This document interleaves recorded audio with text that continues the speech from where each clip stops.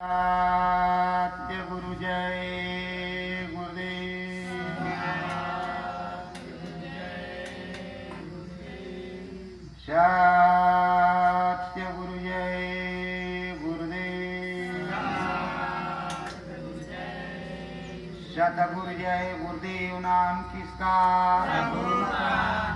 प्रभु का पावन नाम। सतगुरु मन मंदिर में बस जाओ। सतगुरु मन मंदिर में बस जाओ। दीप शिखा संग जलाए ज्योति। दीप शिखा संग जलाए ज्योति। मिल कर नाम भजन गाओ। मिल कर नाम भजन गाओ।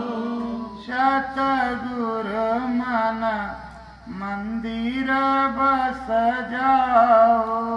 सतगुरु मन मंदिर बस जाओ। नाम सुधारस बरस निरंतर। नाम सुधारस बरस निरंतर। मन बीच पूरा सुख पाओ। मन बीच पूरा सुख पाओ। सतगुरु मन मंदिर बस जाओ। सतगुरु मन मंदिर बस जाओ। शब्द झड़ी अंतर बीच आवे। शब्द घड़ी अंतर बीच आवे। मन बीच नाम भजन गाओ। मन बीच नाम भजन गाओ। सतगुरु मन मंदिर बस जाओ। सतगुरु मन मंदिर बस जाओ। आरती होए तुम्हारी। पूजा आरती होए तुम्हारी। सूरत भी पूरन सुख पाओ। सूरत पूरन सुख पाओ।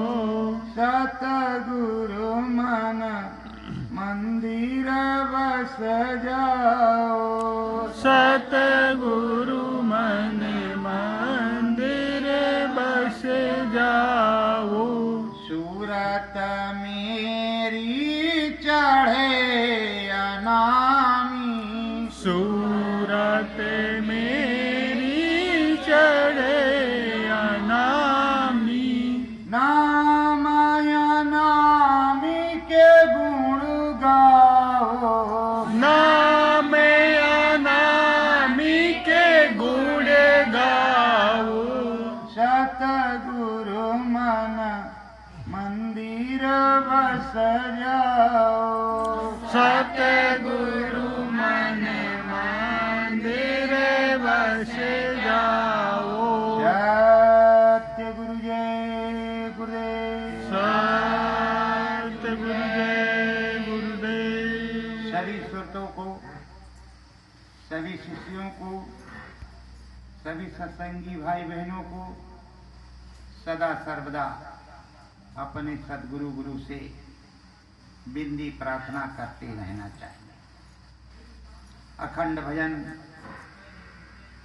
जब मन चित मन मंदिर के अंदर अपना सद्गुरु रच बस जाए, 24 घंटे उसकी याद बनी रहे। निरंतर उसी का गुणगान मन मंदिर में होता रहे। आपकी सोच उधर ही रहे, कार्य कोई भी आप कर रहे हैं। अगर कोई कार्य कर रहे हैं और आपके मन मंदिर में स्वामी की याद बसी हुई है, तो कार्य सुलभ, सौम्य, अच्छा और सच्चा होगा। लगन उस नामी की लगी है जो प्रभु अनामी है, जो स्वामी सतगुरु है, सत का भेद बताने वाला है और सत का भेद बताता भी है। सतमार्ग पर चलने की जिसने शिक्षा दी है, उस सतमार्ग पर चलाता भी है। अंदर अंदर स्वामी सतगुरु जब बैठ जाते हैं तो अंदर अंदर ये सूरत चलने लगती है। गुरु तो तभी तक होते हैं जब तक बाहर में वो नामदान देते हैं, बाहर में सत्संग सुनाते हैं, तब तक वो गुरु रहते हैं। जब अंदर में आत्मबोध, आत्मज्ञान होने लगता है, ये सूरत जीवात्मा अंदर में चलने लगती है, सतगुरु आगे आगे चलने लगते हैं, तब से वो सतगुरु हो जाते हैं। गुरु वो तभी तक रहता है जब तक तुमको आत्मबोध ना हो, आत्मज्ञान ना हो, तभी तक वो गुरु रहता है। नहीं तो वही गुरु सतगुरु हो जाए जो सतपथ का मार्ग बतलाता है, सतगामी होता है, उसी को सतगुरु कहते हैं। देखो प्रेमियों, सदा सर्वदा से हमेशा गुरु महाराज कहते रहते थे कि जय गुरुदेव नाम प्रभु का। और कोई दुख मुसीबत आ जाए, जब जय गुरुदेव बोलोगे तो मैं मिलूंगा। धीरे धीरे समय में जो मौज बदली, गुरु महाराज ने जो लीला खेली, जो मौज बनाई, तो बहुत से जय गुरुदेव बन गए। तब गुरु महाराज ने और गुरु महाराज को असमर्थ भी घोषित कर दिया कि वो निर्धाम चले गए, अब कुल मालिक हम हैं। तब गुरु महाराज ने कहा, बच्चों मेरी समर्थता का गुणगान करो और पूरा अनुभव खोल करके बताओ, कोई भी चीज बंद नहीं होगी और बढ़ेगी। और मैं तब भी समर्थ था, आज भी समर्थ हूँ, आगे भी समर्थ ही रहूंगा। समर्थ को का दोष बताई, ऐसी बात उन्होंने अंतर में कही। बात गुरु से अंतर में हो, अपने सतगुरु से बाहर में हो, चीज तो एक ही होती है, जो बाहर से बोलेगा वही अंदर में भी बोलेगा। तो प्रेमियों, समर्थता का गुणगान, साथ ही साथ जय गुरुदेव नाम में सतगुरु लग गया। कभी कभी ये ओम शब्द जब लिखा जाता है तो इस मौज बदलने पर स्वामी जी महाराज ने हमको ब्रह्म से, ओमकार के देश से संभाला और वहीं से अब भी बराबर संभाल हो रही है। वहां हर क्षण उनकी बैठक होती है, घाट पर भी उनकी बैठक होती है, तो वहीं से संभाल हो रही है, तो ये उनका सम्मान है। ओम, और एक पावन पवित्र नाम भी है। ब्रह्म रसाई भी प्राप्त होती है। ओम 1000 बार बोलो, ओम 1000 बार बोलो। और ओम जिस तरह भृंगी बोलता है, एक बार बोलो, दोनों बराबर होते। कहाँ 1000 बार और कहाँ एक बार। तो 1000 कदम चलने पर जो लाभ हो, अगर एक ही कदम में हो जाए तो बताओ मार्ग कौन सा सच्चा है और सस्ता है। अब तो युग बदल गया है, लोग गांव में शौचालय बन गए हैं और जिनके पास नहीं है या जो शौचालय में नहीं जाना चाहते वो मोटरसाइकिल से जाते हैं शौचालय के लिए, मतलब खुले में जाते हैं पर मोटरसाइकिल से, साइकिल से, पैदल कोई चलना नहीं चाहता। वैसे इस लॉकडाउन में सबके जो है हाथ पैर खुल गए। जो प्रवासी मजदूर थे खूब बेचारे पैदल थे और उन्होंने बताया कि देखो हम ग्रामवासी हैं, देहात के रहने वाले हैं और हमारे में कितना कुव्वत है, कितना दम है, हम कितना पैदल चल सकते हैं। फावड़े तो किसानों के ही बसते हैं, गांव के लोगों के, मजदूरों के ही बसते हैं। शहर में तो यही चलता है, बस शहर वाले काम करवाना जाते हैं और शहर का मतलब यही है कि गांव से ही सारी चीजें वहां जाती हैं। पर गांव का अगर बंदा पहुंचा तो देहाती ही कहा जाएगा, देहाती है, उससे घृणा करते हैं। जबकि सारी चीजें गांव से ही वहां पहुंचती हैं, उनका सम्मान नहीं करते। जो स्वजन होते हैं वही सम्मान करते हैं कि भाई ये हरी ताजी सब्जी ये लाए हैं, इन्हीं की वजह से हम खा जी रहे हैं, अच्छे अच्छे चावल ये पैदा करते हैं, गेहूं अनाज ये पैदा करते हैं। किसान अन्नदाता हैं, भगवान है, परमात्मा है। वैसे श्रमिक जो हैं, जो मजदूर हैं, वो कोठी बंगला मकान अपनी मेहनत से बना करके देते हैं तुमको, पैसा अवश्य आप खर्चा करते हैं। तो उन्हें मजदूरी देते हैं, पर मजदूरी भी उतनी ही देते हैं जितनी की जरूरत है। जरूरत है 500 की तो आप सोचेंगे 400 में काम चल जाए तो ज्यादा अच्छा है।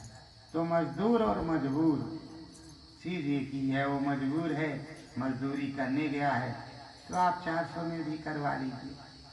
तो प्रेमियों, जो दुख मजदूरों पे पड़ा, श्रमिकों पर पड़ा, मालिक न करे कभी भविष्य में फिर ऐसा दौर आए। वो प्रभु दया करे किसी भी पर ऐसा दुख ना पड़े, ना हमारे देश पर और ना ही दुनिया पर। ऐसी ही कामना हमेशा करनी चाहिए। हम सब तो गांव में रहे, किसी शहर में नहीं गए थे, तो यहाँ तो शुद्ध वातावरण, शुद्ध हवा और भोजन पानी की व्यवस्था सब दुरुस्त थी। पर अब जो बेचारे रास्ते में फंसे उनके लिए तो दिक्कत थी ही। आप लोगों ने, सबने, देश वालों ने, गांव वालों ने, समाज वालों ने, हर समाज वर्ग के लोगों ने मदद की, जिससे जो हो सका यथाशक्ति सबने मदद की। पर अब सारे दुख को तो नहीं कोई उठा सकता, वो प्रभु परमात्मा ही झेल सकता है। सारे दुख किसी के सह सकता है।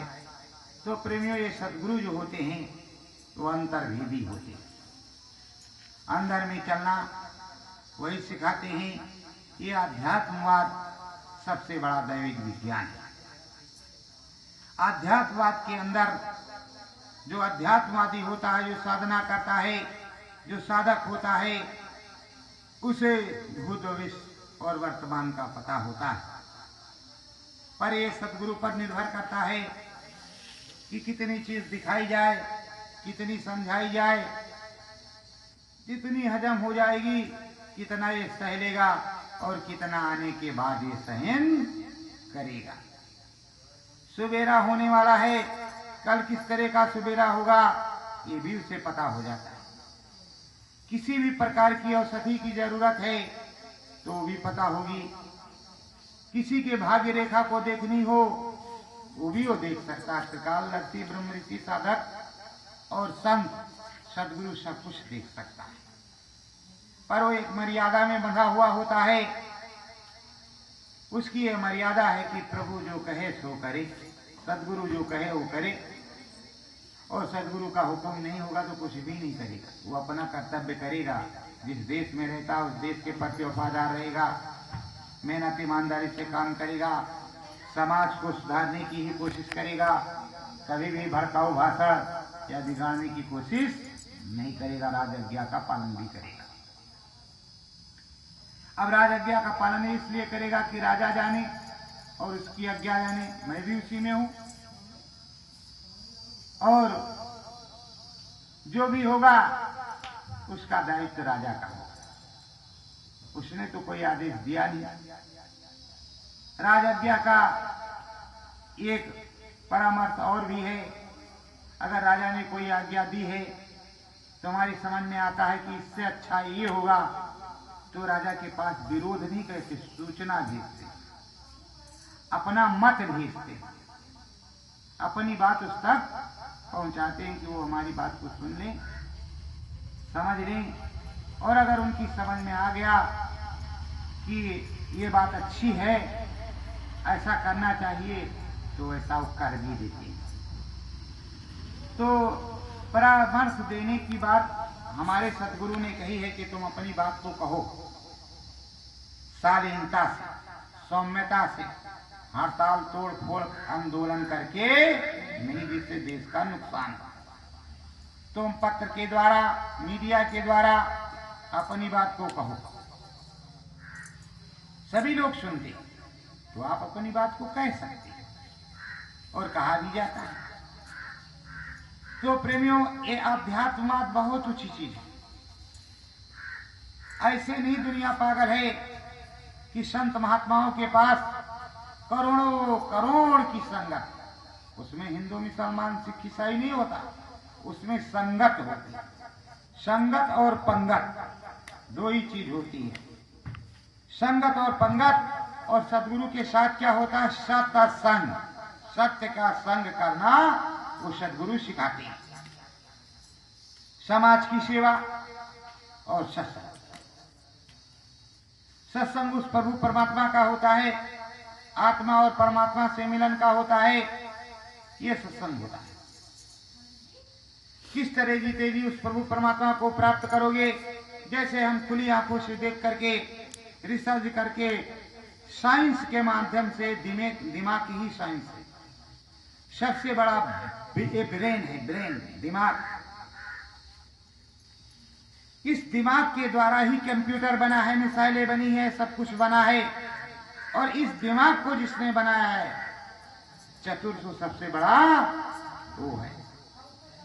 तुमने मशीन को बनाया है, लेकिन तुम्हारी मशीन को जिसने बनाया है, सबसे बड़ा कलाकार वही है।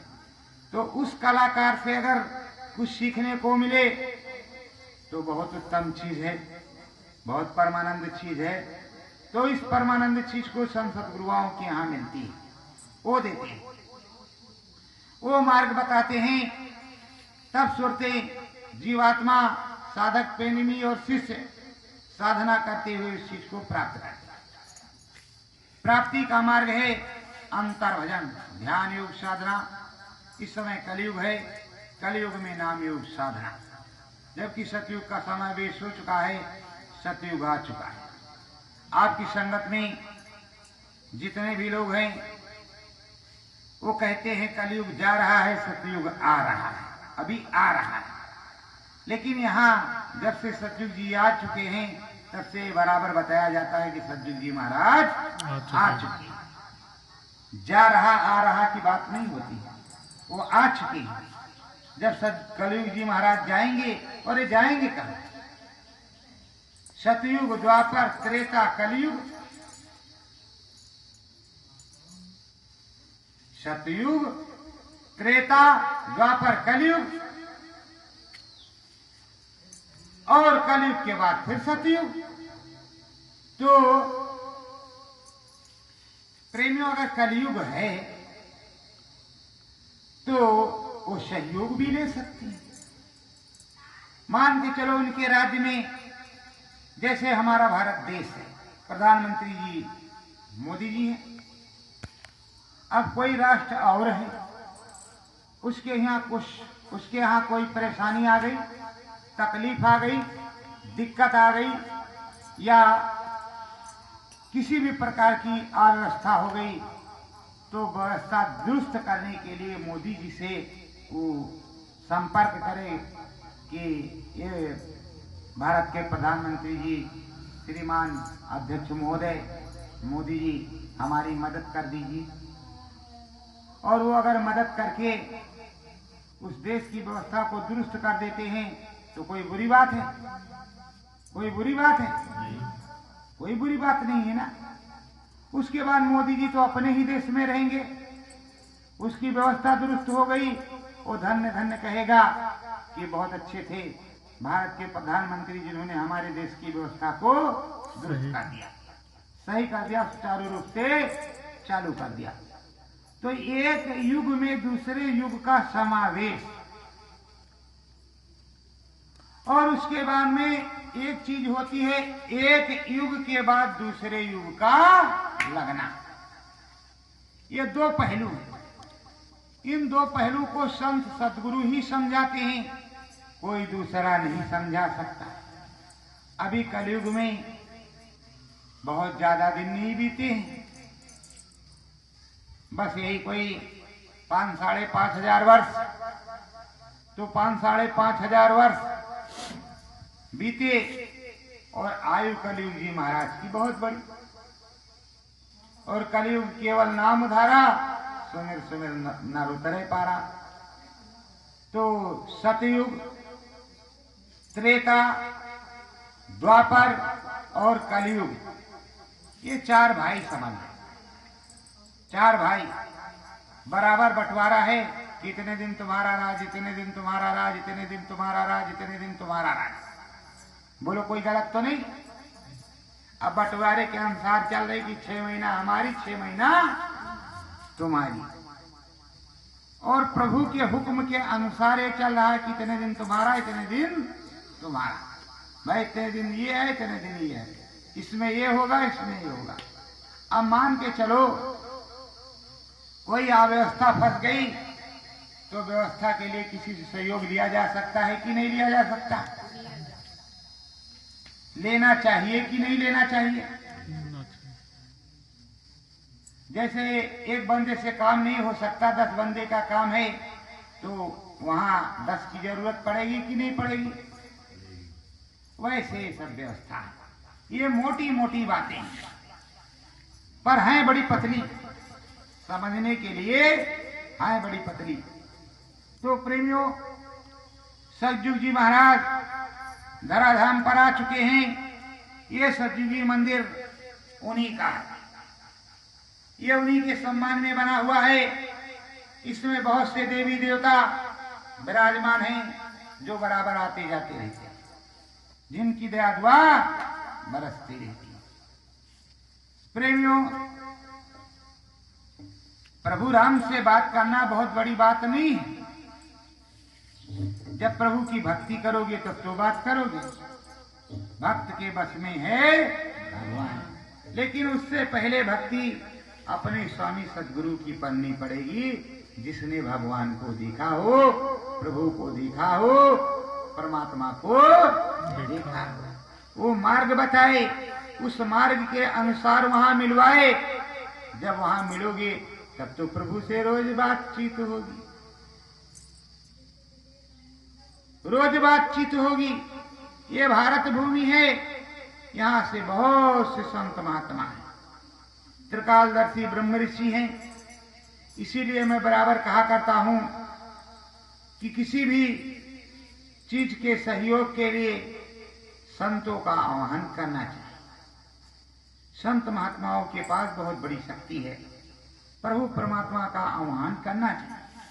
जब प्रभु परमात्मा का आह्वान किया जाएगा तो प्रभु परमात्मा, जिस देवी देवता का नाम लिया जाएगा अंतर मन से, स्वर पे, श्वासों पे, तो सुनता, उसकी दया मेहर अवश्य होगी। साथ में संत सतगुरु की जरूरत होती है। अगर संत सतगुरु का ज्ञान नहीं कि वास्तव में समर्थ संत सतगुरु है कौन, तो उसकी जांच दो ही प्रकार हो।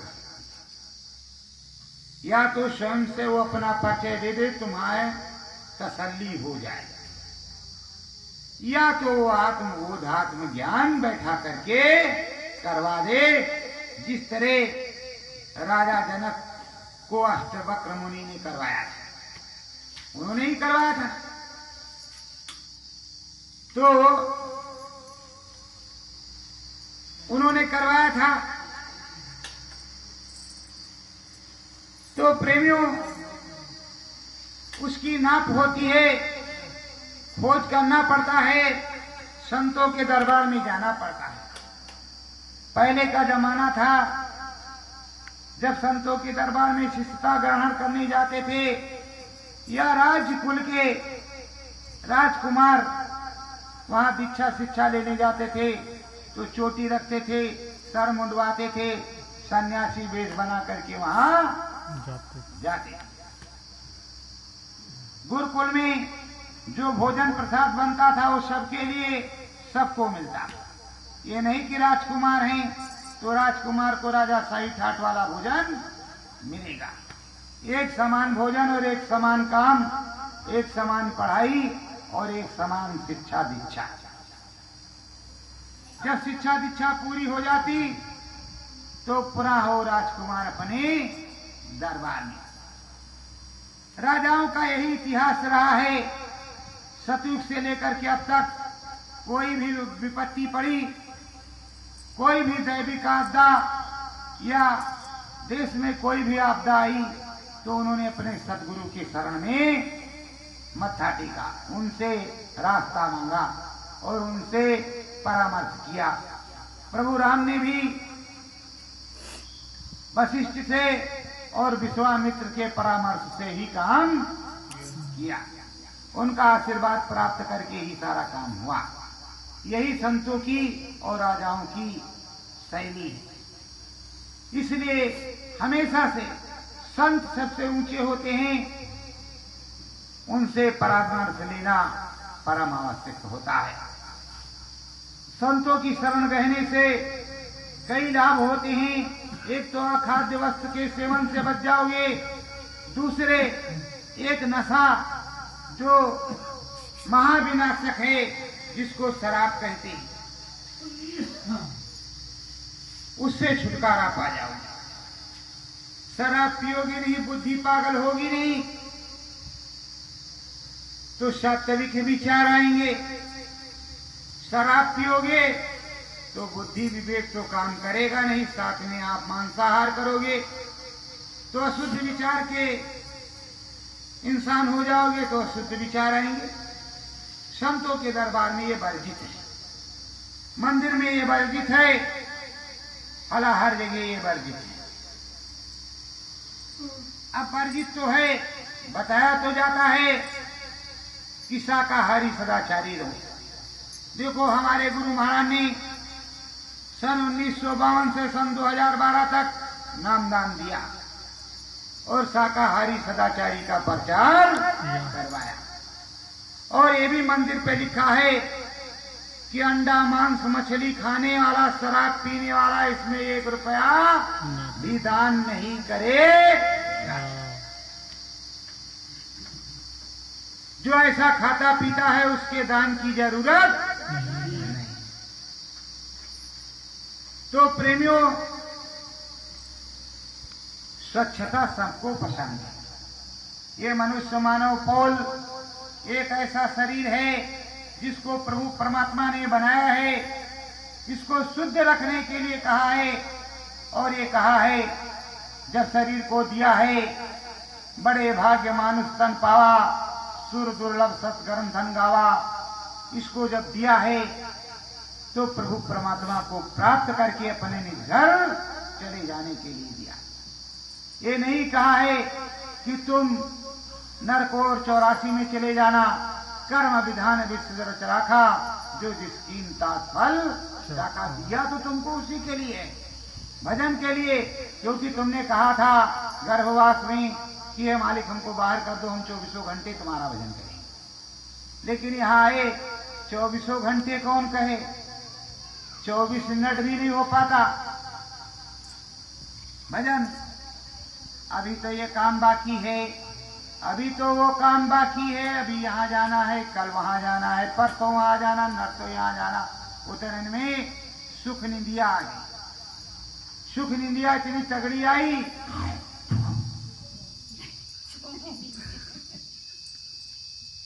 जब ऐसा हुआ तो कौन सोच रहा सुख निंदिया आ गई। अब यही हो रहा है। जगह हड़बड़ाहट में लौटा लिया, दिशा मैदान गए। दिशा मैदान जाने के बाद बस चटपट मुंह धोया, कुछ इसमें अंदर डाला, चाय गरम या समोसे गरम या रोटी नमक गरम डालने के बाद साइकिल या मोटरसाइकिल कार वाहन जिसका जो रहा बस 9 2 11 पहले की प्रवृत्ति थी। और आज की संतों के यहाँ सनातन धर्म की ये शिक्षा है, प्रवृत्ति है। और रामायण में भी लिखा, प्रातः काल उठकर रघुनाथा मात पिता गुरु नावे माता। सबसे पहले अब तुम्हारा कोई माता पिता नहीं है तो अपने माता पिता के पैर छू, नहीं है तो चारपाई से उठते ही ये भारत भूमि है, पृथ्वी मैया है, सबसे पहले इन्हीं का प्रणाम करो। इनको प्रणाम करोगे, उसके बाद में भास्कर सूर्य भगवान रोज निकलते हैं, उनका प्रणाम करो। नहाओ तो कुछ धूप दीप अगरबत्ती उस प्रभु का नाम ले लो। नाश्ता पानी करो और चले जाओ ऑफिस में। अब यहाँ नाश्ता पानी कर लिया, फुल हो गए और वहां दिखाने के लिए धूप बत्ती दशान लगा रहे हो। ऑफिस में लाख करोड़ बना दे लक्ष्मी माता और कुछ नहीं हमको है भाता। बताओ कैसे काम चलेगा? सच्चाई का काम, ईमानदारी का काम, मेहनत का काम, राजभक्ति का काम, राष्ट्रभक्ति का काम जब करोगे तब अच्छा है।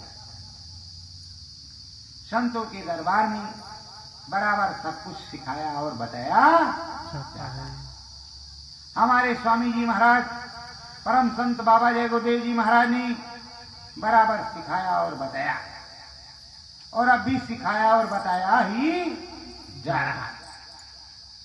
तो प्रेमियों, अभी तो लॉकडाउन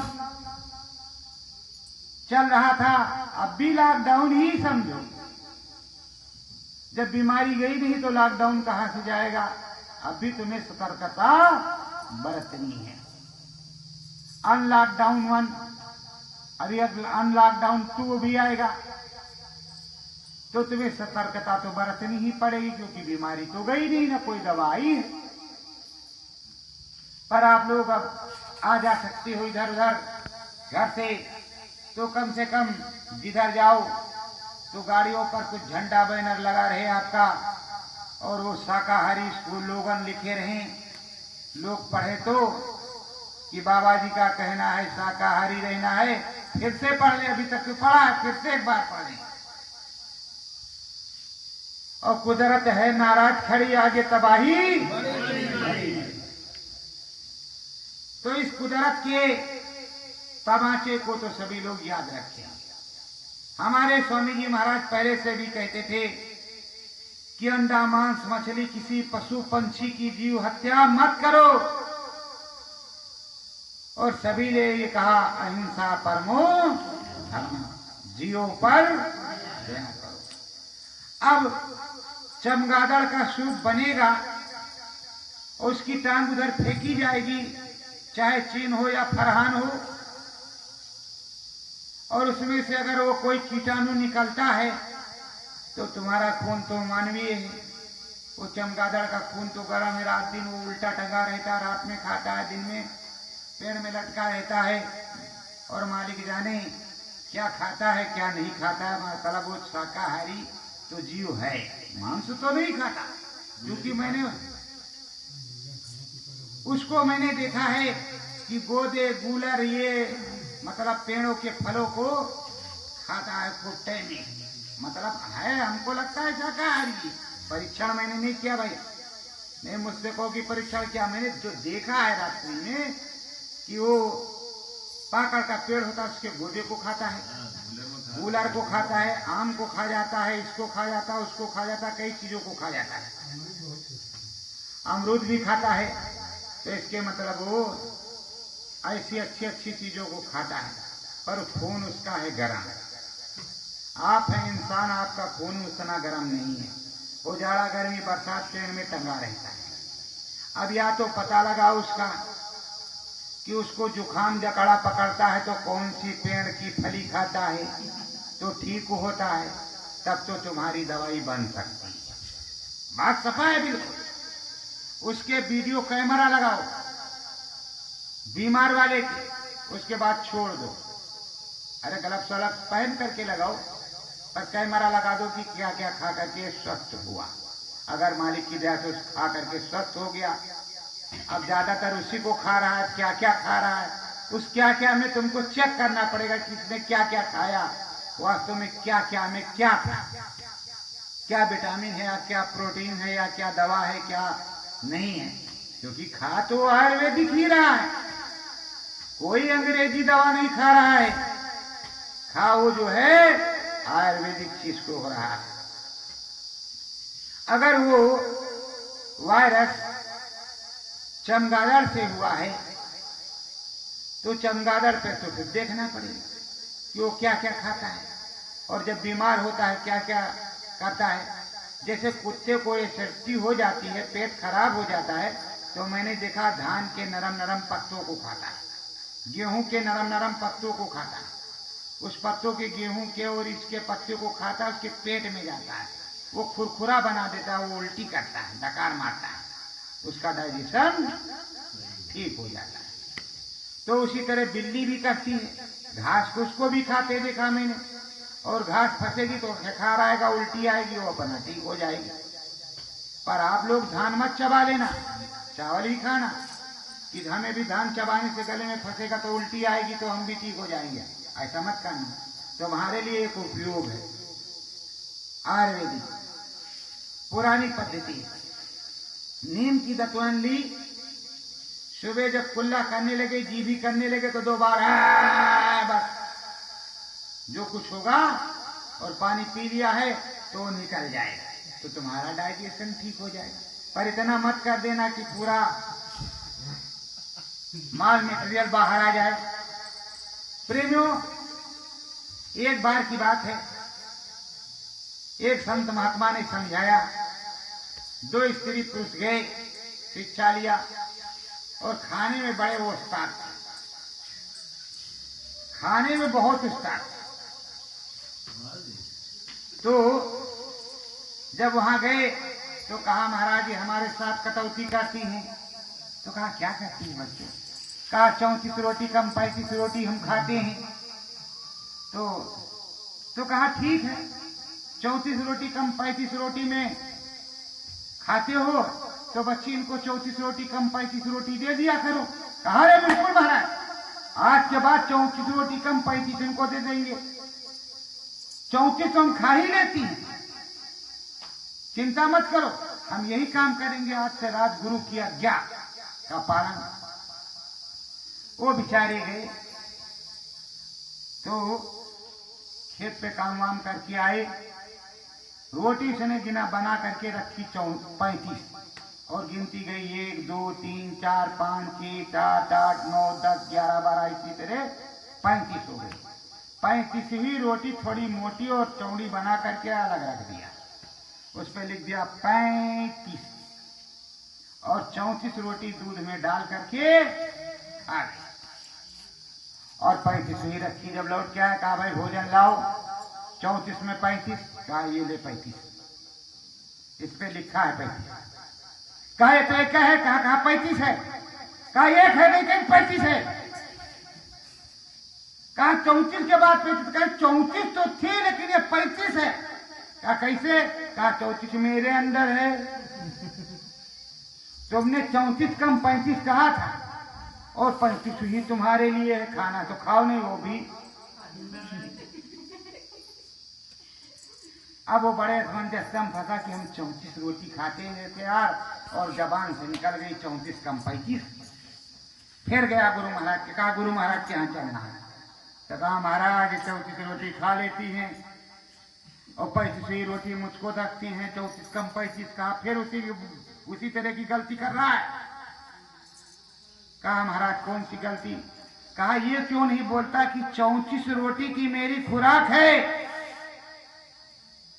इसलिए अगर तुझको खाना है तो दूना कर, तुझे भी उतनी खाना है तो दूना कर ले। और तू कह रहा है 34 की बात 35, 34 कम 35, मतलब 34 कम,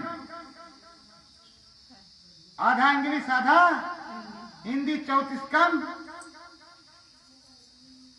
तो सीधे सीधे बोल कि 34 रोटी मैं खाता हूं, ये मेरा भोजन है, वरना रोज भूखे मरेगा। तो कहा ठीक है महाराज। कहा देवी जी 34 रोटी का हमारा खुराक है, हमें एक टाइम भोजन करते हैं, 34 रोटी खाते हैं। कहा ठीक है। तो उस दिन से उसने क्या किया, कहा इसका भी दिमाग शुद्ध तो हुआ नहीं, अब 34 रोटी कितनी कितनी बड़ी खाता है।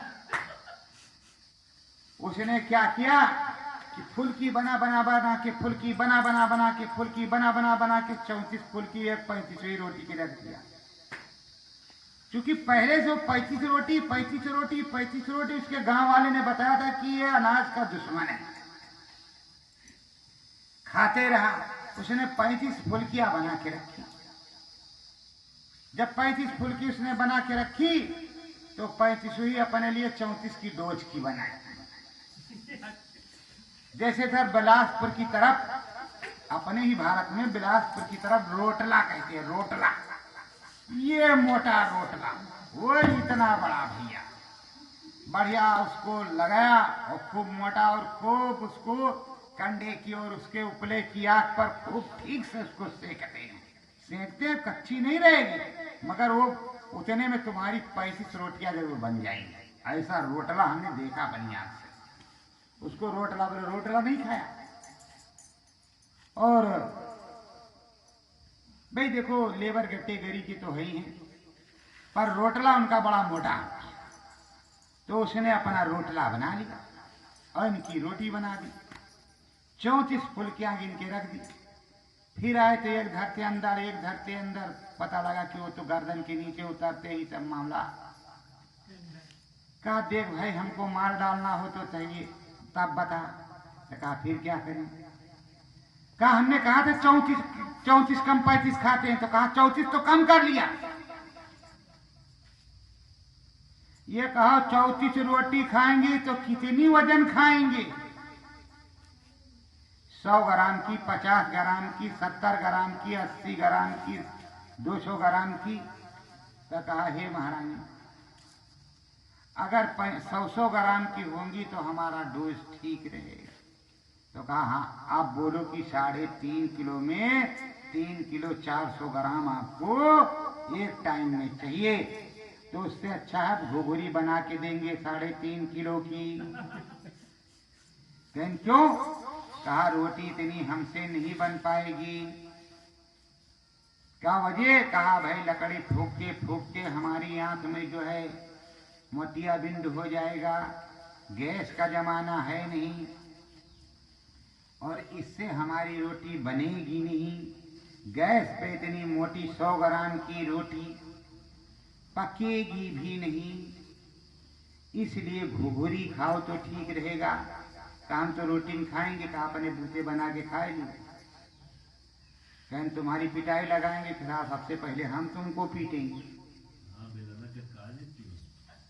कहा हमको क्यों पीटेगा, तुमको पूछ करके लाना चाहिए था हमको कि हम इतनी खाते हैं, बना लोगी कि नहीं। गैस सिलेंडर वगैरह का इंतजाम तुमको करना चाहिए था। ऐसा चूल्हा होता कि हम इधर से बटन दबाते, चूल्हे में रोटी बनती चली जाती, तुम्हारे थाली में गिरती चली जाती, तब तो ठीक। और अगर तुमने गड़बड़ किया, अगर धमको आया तो पहले हम ही धमकेंगे। कहा तू हमको मारेगी, कहा बिल्कुल मारेंगे। कहा तो हमारी धर्म पत्नी, कहा धर्म अलग है पत्नी अलग है।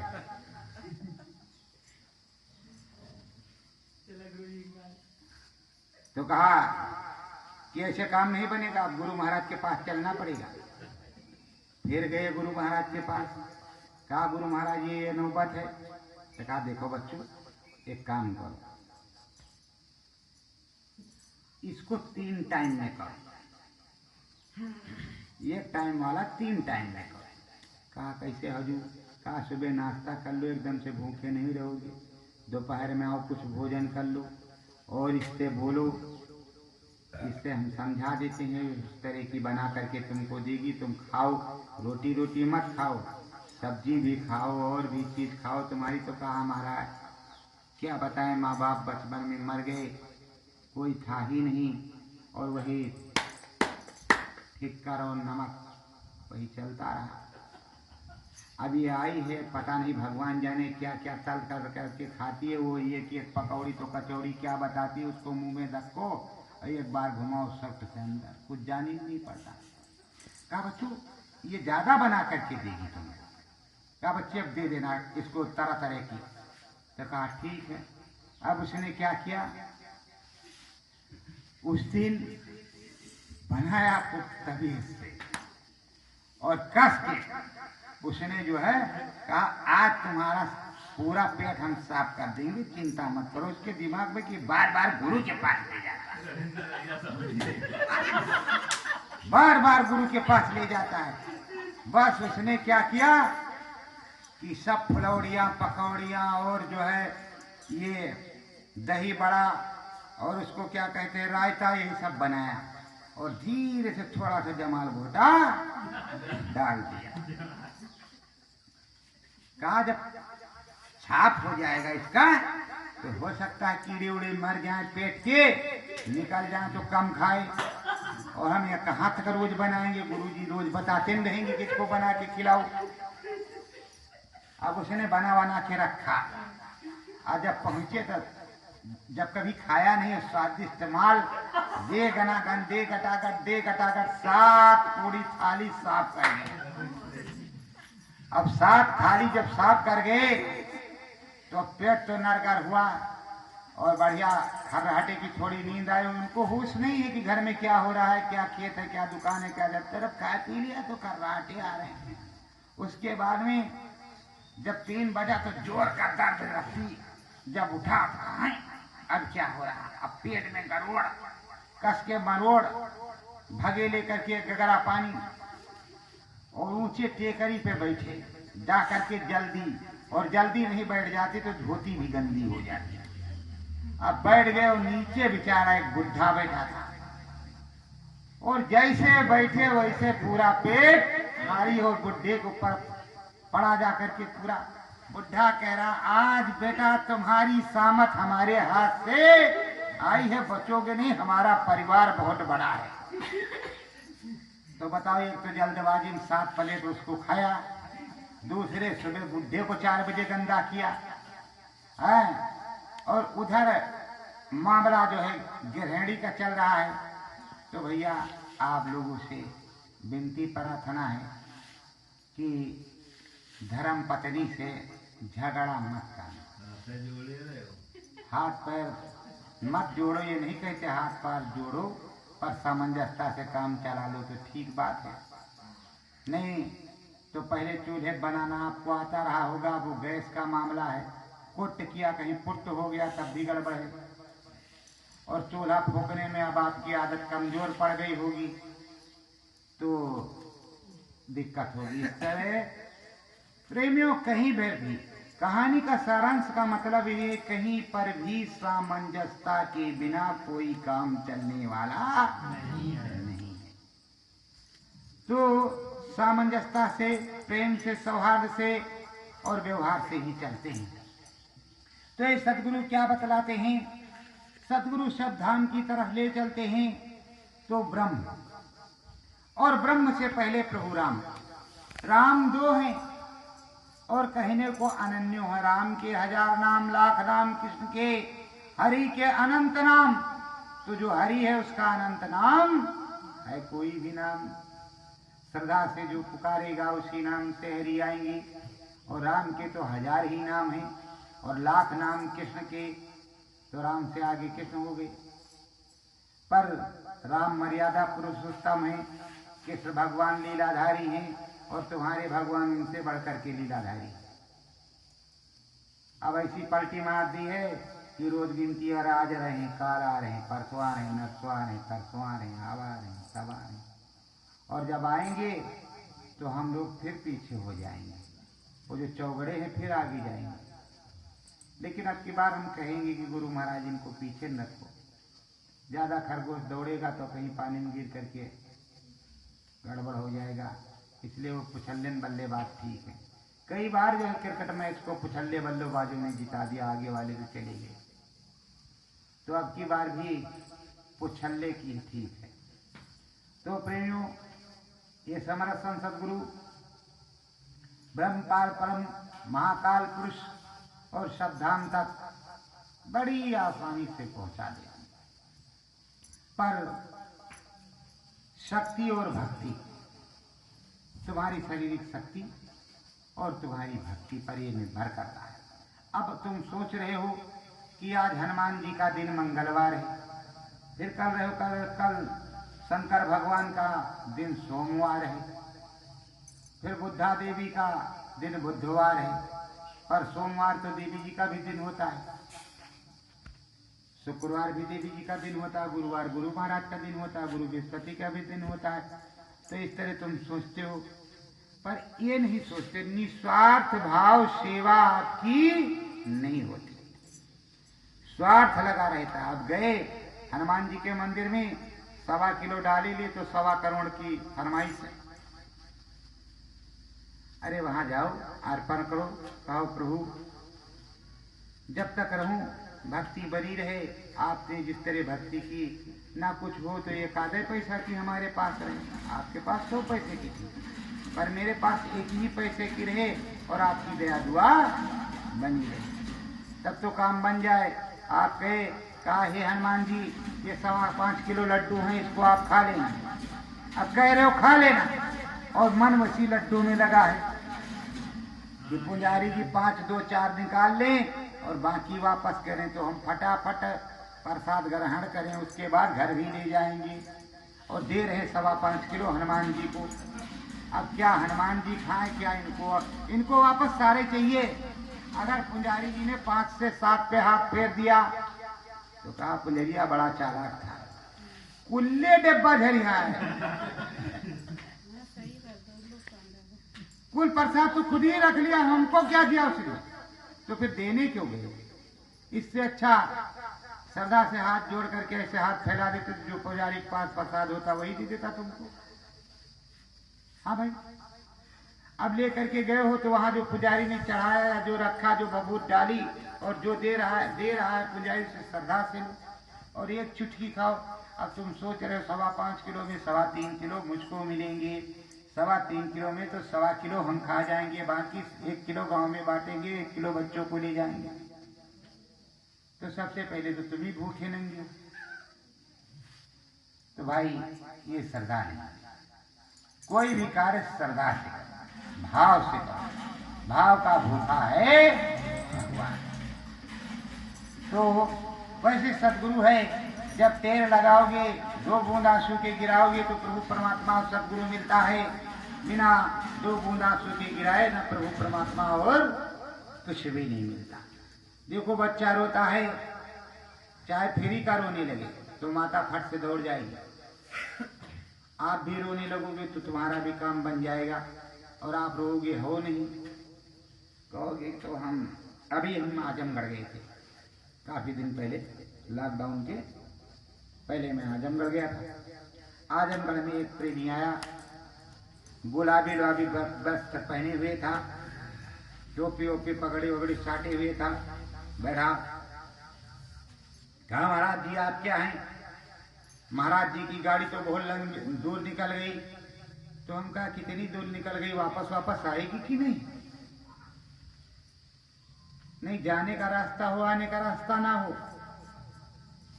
तो ऐसे बहुत से मिसाइलें और बहुत से जो है रिसर्च वाले जो है ड्रोन या जो भी समझ लीजिए चीजें निकल गई ऊपर आकाश गंगा में, वापस आज तक आई ही नहीं। तो वैसे उसकी गाड़ी आगे चली जा रही हो, लौटने का कोई रास्ता ही ना हो। कहा व्यंग बोल रहे हैं, हम सही बोल रहे। अरे आगे निकल गई तो किधर निकल गई? है हिंदुस्तान में ही कि कहीं और चली गई? तो लोग कई प्रकार के होते हैं। मुझे किसी की ट्रेन और गाड़ी बस से मतलब नहीं, मुझे अपने सदगुरु से मतलब है। मैंने उनको समझाया आपने नामदान किससे लिया? तो कहा बाबा जय गुरुदेव श्री महाराज से। तो हम कहा गुरु तुम्हारे कौन है? तो कहा बाबा जय गुरुदेव जी महाराज। तो हम कहा मानते किसको हो? तो कहा महाराज जी को। तो हम कहा महाराज जी तुम्हारे गुरु हैं? कहा नहीं, तो हम कहा उनकी बातों को मान, बाकी जो तुम्हारे गुरु महाराज ने कहा है उनसे प्रेम करो, जाओ आओ सत्संग सुनो, अलग बात, वो तो हम किसी को नहीं रोकते, पर जो कुछ तुम्हारे गुरु ने कहा हो सिमरन ध्यान भजन और जिस आदेश का पालन करने के लिए कहा हो तुमको, और जितनी बात आप बोल गए हो उस तरह मैं कभी किसी महाराज को नहीं कहता। वो कल मेरे गुरु भाई थे, आज महाराज हो गए हैं, अगर नजरिए से देखा जाएगा तो गुरु भाई ही रहेंगे। और नजरिया बदल गया, नजरिया दो प्रकार का होता है। गुरु के दरबार में एक साथ बैठ करके राजा रंग फकीर ने पढ़ा, कल राजा हो गया तो राजा होने पर अगर एक ही दरबार के पढ़े हुए, एक ही गुरु के दरबार के पढ़े हुए शिष्य हैं और राजा हो गया है, अगर ये शिष्य उसका गुरु भाई वहां गया और उसने उठ करके उसकी आवभगत नहीं की, कुछ नहीं पूछा, तो राजमद में उसको मद चढ़ गया है, अब वो राजा हो गया है, तो हमारी उसकी दूरी खत्म हो गई, हमारा उसका कोई गुरु भाई का नाता नहीं। बोलो है, अगर कृष्ण भगवान त्रिलोकपति थे और द्वारकापुरी के राजा भी थे और सुदामा गए थे तो दौड़ते दौड़ते आए, पर यहाँ आप चले जाओ, ट्राई कर लो कि गुरु भाई हम आए हैं, जरा हम 10 लोग हैं, हमारी मदद करें। अरे भैया हम फलाने वहां वाले से हैं, आप किस वाले से? वो कहा दिया कि हम बड़ेला वाले से हैं। तुम लोग तो महाबेकार, खुला बताते हो कि 3 त्रिलोक दिखाई पड़ता है, भगवान उधर बैठते हैं, उनके यहाँ ये होता है, स्वामी महाराज ये बताते हैं, और स्वामी जी महाराज ने कहा कि चुप रहना, पत्नी को भी नहीं बताना। तुम लोग बताते हो। एक बात अच्छी तरह से सुन लो, ये संत मत है, संत बड़ी तरीके से सलीके से समझाता है। गुरु महाराज ने कहा जो देखता वही लिखता, जो देखता वही बोलता है, और जो पाता है वही गाता है, इसके अलावा कोई दूसरा नहीं गाता। इसीलिए कहा है अंधा गुरु और बहरा चेला हो नरक में ठेलीम। अरे तुम्हें कुछ दिखाई पड़ेगा तब तो तुम कुछ कहोगे, जब तुम्हें दिखाई पड़ते नहीं तो तुम क्या कहोगे कि हमारे गुरु समर्थ है। भले ही 50 गुरु कन फुक्कू हो या लाउड स्पीकर फुक्कू हो, और जब तुम्हें दिखाई देगा तब भी तुम कुछ कहोगे। और हमारे सदगुरु समर्थ है, इसलिए चिल्ला करके हम बताते हैं, और हम बताते हैं, अनुभव भी भिजवाते हैं। जैसे आप लोगों को बुरा लगता हो कि पहले अनुभव तो अमर संदेश पत्रिका में छपते थे, तो अब शंभु श्रीवास्तव नहीं रहे, उनका संपादन भी नहीं रहा, अब तरह तरह के संपादन है। अब आ गई है इलेक्ट्रॉनिक मीडिया, जिसकी जो कोई नहीं खरीदना चाहता है तो मोबाइल में ऑटोमेटिक वो खरीद ही जाता है। मोबाइल में वो जाएगा, व्हाट्सएप, फेसबुक, इंटरनेट और इस पे जाएगा, यूट्यूब पर जो नहीं देखना चाहता वो भी देख लेगा। और वो तो बिक्री के लिए एक ही की बंदे के पास जाएगा तो पूरे भारत और विश्व में जाएगा, सभी देखें। आपको क्या दिक्कत है? तुम्हारे यहाँ होता हो तो तुम भी भेजो, तुम्हारे यहाँ होता हो तो तुम भी भेजो, तुम भी बताओ किसने मना किया है? तुम्हारे भी तो गुरु वही थे कि कोई दूसरे? तुम भी बताओ। पर अगर तुम बता दोगे कि गुरु महाराज इधर हैं तो दुकान बंद हो जाएगी। और हम रोज कहते हैं कि हमारे गुरु महाराज इधर ही हैं, क्योंकि हमारी कोई दुकान नहीं है, ये तो बहुत बड़ी फैक्ट्री है उनकी। अब फैक्ट्री में उत्पादन होता है और जिसे चाहिए वो खरीद सकता है। अनुभव की फैक्ट्री है भाई, आओ अनुभव करो, सीखो और जाओ तुम भी फैक्ट्री चलाओ। तो प्रेमियों, ये तो आनंद पे आनंद होता। और मैं जो चीज बोलता हूँ डंके की चोट पे बोलता हूँ, पीठ पीछे कुछ नहीं कहता, किसी की निंदा आलोचना करता नहीं। जब कोई कुछ कहता है तभी कुछ कहता हूँ कि भैया देखो, नाम दान मिला है जिससे उसी के गुण गाओ, अब तक इतिहास है, जितने समर्थ संत सदगुरु आए, जिन्होंने नाम दान दिया, शिष्य उन्हीं के चरणों में गुरुद्वारे के आए। आज भी मैं गुरुद्वारे जाने को किसी को नहीं रोकता, आप लोगों को भी नहीं रोकता। कोई भी जाओ गुरुद्वारे, चले जाओ, आराम से चले आओ, कुछ खाओ पियो, दक्षिणा दे आओ, चले आओ। गुरुद्वारे का भी काम। सतगुरु आना पधारो मोरे अंगना, सतगुरु आना पधारो मोरे अंगना, नाम भजन के मेरे सजना, नाम भजन के मेरे सजना, मैंने पहना है नाम का कंगना, मैंने पहना है नाम का कंगना, सतगुरु आन पधारो मोरे अंगना, सतगुरु आना पधारो मोरे अंगना, नाम दया अंदर है आती, नाम दया अंदर है आती, मन चित को ये बहुत लुभाती, मन चित को यह बहुत लुभाती, तुम तो हो सुरतों के सजना, तुम तो हो सुरतों के सजना, सतगुरु आन पधारो मोरे अंगना, सतगुरु आना पधारो मोरे अंगना, दया मिहर सतगुरु कर दीजे, दया में हर सतगुरु कर दीजिए, दरस परस हरि दर्शन दीजे, दरस परस हरि दर्शन दीजिए, लगन लगी सतगुरु मोरे सजना, लगन लगी सतगुरु मोरे सजना, सतगुरु आन पधारो मोरे अंगना, सतगुरु आना पधारो मोरे अंगना, सत्य गुरुदेव गुरुदेव